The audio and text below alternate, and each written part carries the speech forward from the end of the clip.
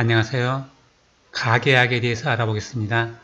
가계약의 의미를 간단하게 보면 정식으로 본 계약을 체결하기에 앞서서 임시로 체결해두는 계약을 말하고 보통 계약서 작성 없이 합의하며 소액의 가계약금을 주고받습니다. 계약이란 계약자 쌍방 간의 주요 사항에 관해서 합의만 되면 성립이 되고 계약서 작성이 반드시 필요한 것은 아니고 계약금을 반드시 지급해야 하는 것도 아닙니다. 하지만 부동산 중개 판례에서 가계약을 계약 체결이 아니라고 본 근거는 부동산 매매 계약서를 미작성했고 계약금의 보통 관례인 매매대금의 10%에 미달하고 매매대금의 구체적인 지급 시기나 지급 방법 등에 대해서 언급이 없었다고 계약 체결이 아니라고 보았습니다. 판례에서 좀 더 자세하게 기술한 가계약 의미를 보면 우리 사회의 일반적인 거래 관행에 가계약 내지 가계약금의 지급이라는 형태의 법률 행위가 광범위하게 형성되어 있지만 그 법률상 의미와 구속력의 정도에 관하여 정립된 법리가 없다. 가계약도 계약의 일종이고 계약금에 비추어 소액이지만 가계약금의 수수까지 이루어지는 만큼 뭔가 구속력이 있겠지만 임시의 계약이다 보니 본 계약보다는 약한 구속력을 가진 약간은 불분명한 무엇일 수밖에 없다. 결국은 가계약에 관한 당사자들의 의사 합치의 내용이 무엇인지에 관한 해석의 문제로서 당사자들이 가계약에 이른 경위에 따라 다양한 해석이 가능하다. 일반적으로 가계약의 체결은 본 계약의 중요 부분에 대하여 어느 정도 합의가 이루어진 이후에 이루어지는데 불행히도 대부분의 경우는 합의 내용에 대한 별도의 서면을 작성하지 아니한 채 빠른 시일 내에 본 계약의 체결 여부를 결정하기로 하고 본 계약 체결 이전에 가계약을 체결하는데 가계약금을 수수함으로써 본 계약을 체결할 의무를 어느 정도 부담한다는 정도의 인식을 공유하는 정도에 그친다. 위와 같은 가계약에 있어서 우리 사회에 일반적으로 용인되는 가계약금에 관한 인식은 당사자들 사이에 다른 특별한 약정이 없는 한 다음과 같은 정도로 정리될 수 있다. 매매계약의 경우를 예를 들어 매매의 가계약을 체결하고 가계약금을 수수하는 것은 매수인에게 다른 사람에 우선하여 본 계약을 체결할 수 있는 우선적 선택권을 부여하고 매도인은 이를 수인하는 데 본질적인 의미가 있으므로 가계약 제도는 매도인보다 매수인을 위한 장치이다. 본 계약을 체결할지 여부를 결정할 기간은 비교적 단기간으로 정해지고 매수인은 그 기간 내에 본 계약의 체결을 요구할 권리를 가지는데 매도인은 매수인의 본 계약 체결 요구에 구속되므로 매도인은 매수인의 매매계약 체결 요구를 거절할 수 없다. 매수인은 일방적인 매매계약 체결 요구권을 가지는 대신 매수인이 매매계약의 체결을 포기하는 경우 매수인은 가계약금의 반환 역시 포기하여야 하는데 이는 매도인이 매수인에게 일방적인 계약 체결 요구권을 부여함으로써 부담하는 법률적인 지위의 불안정성에 대한 보상의 의미를 가진다. 매도인이 매매계약의 체결을 거부하더라도 매수인은 매매계약 체결권을 일방적으로 행사할 수 있으므로 결국 매수인의 의사에 따라 매매계약이 체결되고 이때 정해진 계약금은 해약금의 성질을 가지므로 매도인은 계약금의 배액을 상환하고 나서야 비로소 매매계약의 구속력에서 벗어날 수 있을 것이다. 위와 같은 내용은 우리 사회의 일반화된 공감을 정리한 것이고 당사자들의 구체적인 의사에 따라 다양한 내용으로 확장될 수 있음은 물론이다.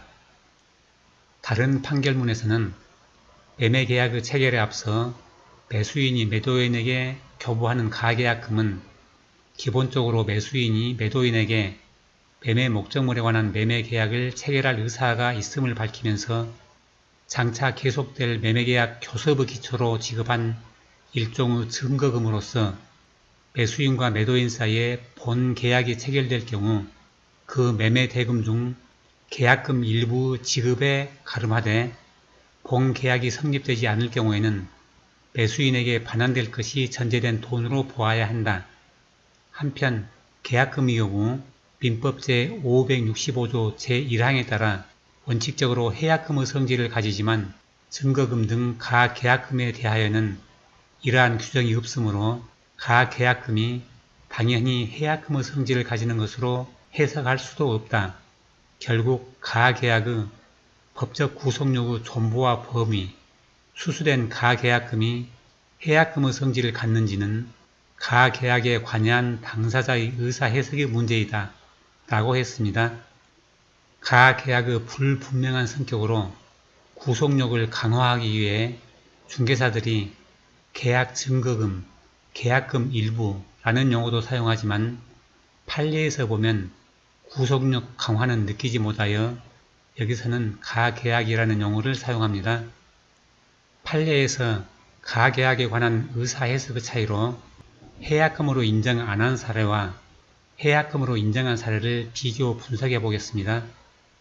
매도인이 위임을 받지 않아서 계약 체결이 안 되었으므로 가계약금만 반환하라는 해약금으로 인정을 안 한 사례이고, 계약서 미작성, 계약금 소액, 대금 지급 방법 미언급으로 교섭일 뿐 체결은 아니고 교섭 결렬로 계약 체결이 안 되었으므로 가계약금을 매수인에게 반환하라는 해약금으로 인정 안 한 사례이고,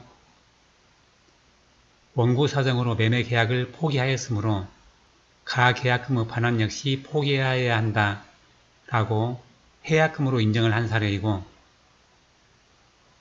원고가 일방적으로 매매 계약을 포기하였으므로 가계약금의 반환 역시 포기하여야 한다고 해약금으로 인정을 한 사례이고, 동판결에서 공인중개사가 알고 있어야 할 사항으로 매매계약 교섭 과정에서 부동산의 상태 등을 설명하였고, 계약서를 작성하기로 한 날 건축물 대장, 등기사항 증명서 등을 발급받아 준비해 두었으면 고의 또는 과실로 공인중개사의 설명 의무 등을 위반하였다고 할 수 없다고 했습니다.